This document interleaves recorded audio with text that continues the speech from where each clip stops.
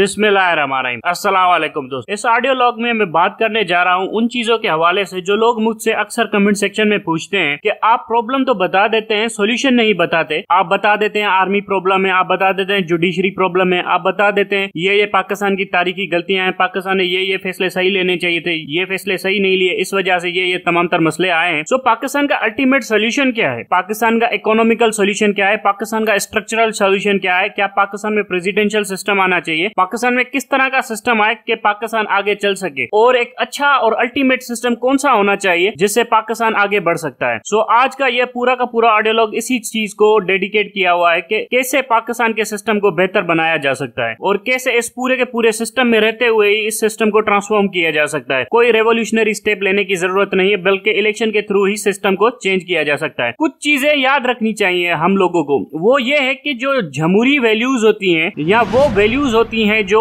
आपकी सोसाइटी को ऊपर लाती हैं, तो वो आपको बार बार अपनी सोसाइटी के अंदर इन्फ्यूज करनी पड़ती हैं। एक जनरेशन उस वैल्यूज को याद रखती है और उसके बाद उन वैल्यूज को भूल जाती है, लेकिन अगली जनरेशन को भी वो वैल्यूज याद दिलाना इसी जनरेशन का काम होता है। अगर हमारी आने वाली जनरेशन उन वैल्यूज को नहीं अडॉप्ट करेगी जिन वैल्यूज को हम अडॉप्ट करते हैं, तो सोसाइटी के अंदर क्लेश आएगा और इस वजह से सोसाइटी डिवाइड भी हो सकती है। सो इसीलिए बार बार जो भी बिलीफ सिस्टम होता है एक सोसाइटी का, उसको लाजिम होता है कि वो अपना बिलीफ सिस्टम खुद ब खुद करेक्ट करे और उस करेक्टेड बिलीफ सिस्टम को अपनी नई जनरेशन को सौंपे। फिर नई जनरेशन उस बिलीफ सिस्टम को समझे, फिर उसमें चेंजेस लाए और फिर उसको अपने टाइम के हिसाब से मॉडर्नाइज करे। इस बात को समझाने के लिए एक मिसाल दे देता हूँ। जब होली प्रॉफिट का टाइम था तो उस टाइम पर एक ऐसी जनरेशन उभरी थी जो बिल्कुल इस्लाम के लिए मर मिटने को तैयार थी, जिसे हम सहाबा कहते हैं। सहाबाओं ने बड़ी कुर्बानियां दी इस्लाम के लिए, बहुत ज्यादा तकलीफें सही, फिर उन्होंने हुकूमत भी हासिल की और अच्छे से हुकूमत भी की। लेकिन अल्टीमेटली उनकी सेकंड जनरेशन और थर्ड जनरेशन उस इस्लामिक वैल्यूज को, उस इस्लामिक आइडियाज को अडॉप्ट नहीं कर सकी जो सहाबा का था। इसी वजह से जो इस्लामिक वैल्यूज या वर्च्यूज थे वो धीरे धीरे डिक्लाइन होती गई और एक बादशाह का सियासी सिस्टम उभर कर आ गया और खिलाफत का सिस्टम कमजोर से कमजोरतर होता गया। इसी तरह से पॉलिटिकल साइंस में एक और सब्जेक्ट पढ़ाया जाता है जिसमें बताया जाता है कि ग्रीस के अंदर डेमोक्रेसी कैसे गिरी, ग्रीस के अंदर बादशाह कैसे आ गई, एक्सटर्नल थ्रेट की वजह से या इंटरनल कोलैप्स हुआ, कैसे एथेनियन डेमोक्रेसी तबाह हुई, क्योंकि एथेनियन बड़ा ताकतवर मुल्क था। सो ये बार बार पॉलिटिकल साइंस के अंदर टॉपिक पढ़ाया जाता है, इसके ऊपर थीसिस भी लिखी जाती है कि एथेनियन डेमोक्रेसी को आखिर ऐसा क्या हुआ जिसकी वजह से वो तबाह हो गई। ये सेक्शन अलग है कि मैसिडोनियन किंग अलेक्जेंडर ने ग्रीस के ऊपर हमला कर दिया, एथेंस को कॉन्कर कर लिया, लेकिन ये भी एक एक्चुअली में रियलिटी है कि एथेनियन डेमोक्रेसी अंदर से तबाह हुई थी, बाद में जाकर मैसिडोनियन किंग ने उसे कॉन्कर किया था। इसी तरह से ये भी सवाल पूछा जाता है कि रोम के अंदर डेमोक्रेसी कैसे तबाह हो गई और रोम के अंदर सीजर एक बादशाह बनकर कैसे उभरा और जो एलीट का सिस्टम था वो कैसे तबाह हो गया। अब यहाँ पर एक और पॉइंट मैं आपको एड्रेस कर दूं, ये जो मॉडर्न डेमोक्रेटिक सिस्टम होता है ना, ये आम लोगों के लिए नहीं होता। एक्चुअली में लोग कहेंगे कि ये हमारे लिए होता है, हम सबके लिए होता है, हमारे सबकी राय होती है, नहीं। एक्चुअली में ये डेमोक्रेटिक सिस्टम होता है सोसाइटी की एलीट के लिए, और वो एलीट बहुत ज्यादा फेल होती है, फिर एलीट से ट्रिकल डाउन होकर ये लोगों की तरफ बजाता है। सो अगर इस सोसाइटी की एलीट अच्छी होगी तो वहां पर डेमोक्रेटिक सिस्टम बहुत अच्छा काम करेगा। अगर उस सोसाइटी की एलीट अच्छी नहीं होगी तो डेमोक्रेटिक सिस्टम में डिसफंक्शनैलिटीज आती है। सो ये सिस्टम सिर्फ एलीट के लिए होता है। कुछ लोग कहते हैं कि वोट हम देते हैं, हम सब कुछ करते हैं, नहीं। आप अगर चेंज लाना भी चाहते हैं डेमोक्रेटिक सिस्टम के थ्रू तो आपको ज्यादा ऑर्गेनाइज होना पड़ेगा अपनी एलीट के मुखालिफ और एक नई एलीट पैदा करनी पड़ेगी। ये नहीं हो सकता कि आप एलीट को मुकम्मल तौर पर खत्म कर दें, जिस तरह से कम्युनिस्ट ने किया था। कम्युनिस्ट ने एक सिस्टम बनाया था कि एलीट का कोई कॉन्सेप्ट नहीं होगा, एलीट का कोई सिस्टम नहीं होगा, collective ownership of the property होगी और सब बराबर होंगे, लेकिन फिर भी वहां पर एक एलीट ही आई। अल्टीमेटली क्या आया? जोसेफ स्टालिन क्या बना? एलीट ही बना। जोसेफ स्टालिन के बाद निकिता क्रुश्चेव क्या बना? एलीट ही बना ना। सो ये जो लोग समझते हैं कि क्लासलेस सोसाइटी बन जाएगी और जिसमें कोई क्लास नहीं होगा, कोई एलीट नहीं होगी, ये भी बेवकूफी है। एक्चुअली में एलीट ही आती है और उस एलीट को आपने मॉनिटर करना होता है through election, through information, through media, through knowledge, through education. अगर आप अपनी एलीट को फिल्टर करते रहेंगे through the process of election तो आपकी एलीट साफ रहती है और आपकी एलीट आपके मुताबिक चलती है और उसके ऊपर कॉन्स्टिट्यूशनल चेक्स रहते हैं। अगर आप अपनी एलीट के ऊपर नजर नहीं रखते और उस एलीट को अकाउंटेबल नहीं रखते तो धीरे धीरे वो एलीट एक डिक्टेटोरियल माइंडसेट में चली जाती है और आपकी डेमोक्रेसी की धज्जियां उड़ा देती है। रोम के अंदर सीजर ने भी यही किया था। इसी तरह से एथेनियन डेमोक्रेसी के अंदर पेरिक्लिस के ऊपर भी इल्जाम यही लगा था कि उसने यही करने की कोशिश की थी। या आप इस्लामिक हिस्ट्री ले लें तो इस्लामिक हिस्ट्री में हजरत माविया ने भी यही करने की कोशिश की थी कि उसके ऊपर चेक एंड बैलेंसेस खत्म हो गए थे और उसने एक खिलाफत को बादशाह में कन्वर्ट कर दिया था। अब मसला यह है कि इन तमाम तमाम तर तारीखी मिसालों से हमने पाकिस्तान को कैसे बदलना है। हमें पाकिस्तान को बदलने के लिए पहले पाकिस्तान की इलीट को आइडेंटिफाई करना पड़ेगा कि पाकिस्तान की इलीट कौन सी है। फिर उस इलीट में से आइडेंटिफाई करना पड़ेगा कि अच्छी इलीट कौन सी है और बुरी इलीट कौन सी है। अगर हम पाकिस्तानी इलीट को आइडेंटिफाई करें तो 3 लोगों का नाम आता है, judiciary, bureaucracy, civil military bureaucracy, और उसके बाद आपकी पॉलिटिशियन क्लास, फिर आपकी आती है बिजनेस क्लास। ये वो लोग हैं जो आपकी इलीट की कंपोजिशन करते हैं। अब पॉइंट आउट कीजिए कि इस इलीट के अंदर कौन अच्छा है कौन बुरा है। Majority of the bureaucracy middle class से आती है। सो ऊपर चढ़ने के बाद जो ब्यूरोक्रेट्स हैं वो करप्ट होते हैं, लेकिन पहले करप्ट नहीं होते। उसके बाद आपकी जुडिशरी, वो भी मेजॉरिटी मिडिल क्लास से आती है। मिलिट्री, वो भी मिडिल क्लास से ही आती है। पॉलिटिशियन का एक बड़ा हिसाब बिजनेस क्लास से आता है, वो मिडिल क्लास से नहीं आता। सो ये वो फ्रेगमेंट ऑफ सोसाइटी है जिसे आपने करेक्ट करना है, रेक्टिफाई करना है। अब उन पॉलिटिकल क्लास को आप कैसे करेक्ट कर सकते हैं? आप उनको through the process of election correct कर सकते हैं। एक फेयर इलेक्शन के थ्रू उन लोगों को इलेक्ट करके जो अकाउंटेबल कर सके इस पूरे सिस्टम के अंदर रहते हुए इलीट को, और इसी के through slow and gradual change ला सकते हैं आप सोसाइटी के अंदर। अब कुछ लोग कहेंगे अब यार इलेक्शन का प्रोसेस, ये डेमोक्रेटिक सिस्टम, ये तो बड़ा स्लो है, हमें रेवोल्यूशन चाहिए। रेवोल्यूशन का अल्टीमेट ऑब्जेक्टिव क्या होता है कि हम सोसाइटी के अंदर चेंज लाएंगे वगैरह वगैरह, यही होता है ना रेवोल्यूशन का अल्टीमेट ऑब्जेक्टिव। लेकिन दुनिया की तारीख का चंद रेवोल्यूशन के अलावा कोई ऐसा रेवोल्यूशन नहीं है जिसने सक्सेस लाया हो, और वो जो सक्सेसफुल रेवोल्यूशन है वो हजरत मोहम्मद सल्लल्लाहु अलैहि वसल्लम का रेवोल्यूशन है जिसने सोसाइटी के अंदर चेंज लाया। लेकिन उस रेवोल्यूशन को भी आने में कम से कम 20 साल तो लगे। होली प्रॉफिट की नबूवत के ऐलान के बाद तकरीबन 23 साल की स्ट्रगल है उनके पूरे के पूरे मैसेज को फैलाने में, उनके पूरे के पूरे मैसेज को अरब को एक्सेप्ट करने में। उसके बाद खुलफाए राशिदीन की अलग मेहनत है पूरी अरब के अंदर उस मैसेज को फैलाने में। सो ये जो लोग कहते हैं ना कि ओवर द नाइट चेंज आए, वो कभी भी नहीं हो सकता। आपको इसी डेमोक्रेटिक प्रोसेस के through step by step system को चेंज करना पड़ता है। अगर आप रेवोल्यूशन भी लाएंगे फिर पता है क्या होगा, फिर खून खराबा होगा और अल्टीमेट आप एक और बादशाह के अंडर में बैठे होंगे। मैं आपको फ्रेंच रेवोल्यूशन की तरफ लेकर चलता हूँ। फ्रेंच रेवोल्यूशन के दौरान क्या हुआ था? फ्रेंच रेवोल्यूशन के दौरान बादशाह को हटाने के लिए अवाम डट गई थी। बादशाह उन्हें मजाक उड़ाया था अवाम का कि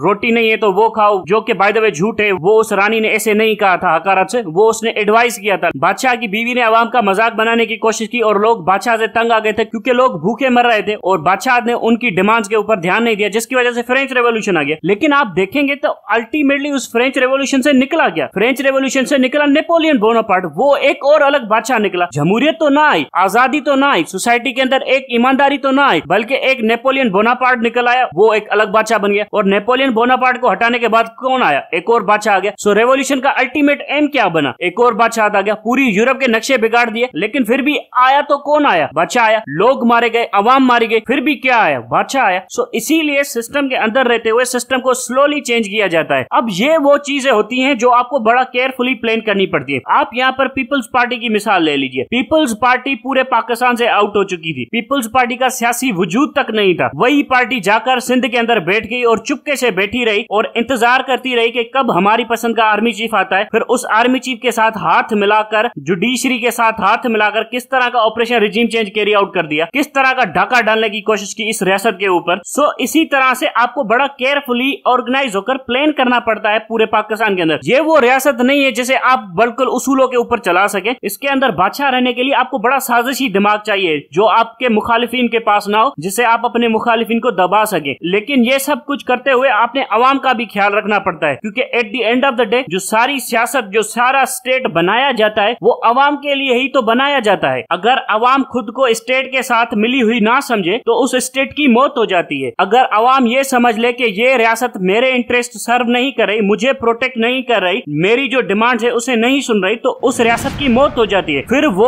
अवाम वनरेबल हो जाती है एक्सटर्नल थ्रेट्स के लिए। फिर वो अवाम दूसरों की बातों में आ जाती है, फिर वो दूसरों की बातें मानना शुरू करती है और अपने ही रियासत के साथ लड़ना शुरू कर देती है। ये माजी में हमारे साथ कई बार हो चुका है, 1971 में हो चुका है। सो इसीलिए जो लोग भी इस मुल्क को या इस रियासत को रिफॉर्म करना चाहते हैं तो उन्हें यह समझना चाहिए कि रेवोल्यूशन कोई तरीका नहीं है। डेमोक्रेटिक मीन्स के थ्रू ही आपने चेंजेस लाने, स्लो एंड ग्रेजुअल चेंजेस लाने। ओवर द नाइट आप कोई चेंज नहीं ला सकते और इसके लिए आपको कांस्टेंट सुपरविजन की जरूरत है। ऐसा नहीं हो सकता कि आपने फैसला करके छोड़ दिया फिर लोग जाने और उनका काम जाने। नहीं, आपको बार बार अपनी वैल्यूज, अपनी आइडियाज रीइंफोर्स करने पड़ते हैं सोसाइटी के अंदर, ताकि वो आइडियाज कंसोलिडेट हो जाए सोसाइटी के अंदर। अगर आपने नवाज शरीफ या शहबाज शरीफ या करप्शन से ओवरऑल, क्योंकि ये लोग करप्शन के सिंबल्स है पाकिस्तान के अंदर, अगर आपने पाकिस्तान को इन सब से आजाद करना है तो पाकिस्तान के अंदर आपने क्या करना है? 3 से 4 चीजें करनी है। सबसे पहली चीज, लोगों के अंदर आवाज डालनी है। लोग बात कर सके, खुलकर बात कर सके, लोग हर चीज के ऊपर बात कर सके और लोगों की बात सुनी जाए। इन चीजों के करने के बाद ये होगा कि लोग किसी भी चीज से डरेंगे नहीं और खुलकर बात करेंगे। आपकी अदलिया के ऊपर बात करेंगे, आपकी रियासत के ऊपर बात करेंगे, आपकी तमाम तरह सियासी चीजों के ऊपर बात करेंगे, आपकी मीडिया के ऊपर बात करेंगे। तो जब लोग बात करेंगे तो लोगों के अंदर सोचना समझने की सलाहियत पैदा होगी, लोग समझना शुरू करेंगे चीजों को। जब समझना शुरू करेंगे तो खुद ब खुद चेंज होना शुरू हो जाएंगे और चेंज होते होते इतना आगे बढ़ जाएंगे कि नवाज शरीफ और जरदारी से एफिलिएट भी नहीं करेंगे और इन्हें देखना भी नहीं चाहेंगे। अगर आप इन लोगों से छुटकारा चाहते हैं तो ये काम नहीं है कि इनको जेलों में बंद कर दो, इनको फांसी दे दो। एक्चुअली में सिस्टम को ही ऐसा बना दो कि सिस्टम के अंदर ये लोग चल ही ना पाए। जिस तरह से इस वक्त सिस्टम ऐसा बना दिया गया है कि पीटीआई को कोई भी सिस्टम का ऐसा सपोर्ट ही नहीं करा, इसी तरह से पाकिस्तान के अंदर अवाम को ऐसा सिस्टम बना देना चाहिए जिसमें करप्शन और करप्ट लोगों का सर्वाइवल ही मुमकिन ना हो। सिस्टम पूरी तरह से एंटी हो जाए करप्शन के, सिस्टम पूरी तरह से एंटी हो जाए नेपोटिज्म के, फिर जाकर ये मुल्क आजाद बनेगा, एक अच्छी रियासत बनेगी। ये सब कुछ कैसे होगा? अवाम की ताकत से होगा, अवाम के शऊर से होगा, अवाम की इत्तेहाद से होगा। अवाम को इस बात पर मुत्तफिक करना पड़ेगा कि करप्शन से निजात ही पाकिस्तान की निजात है। Thank you very much.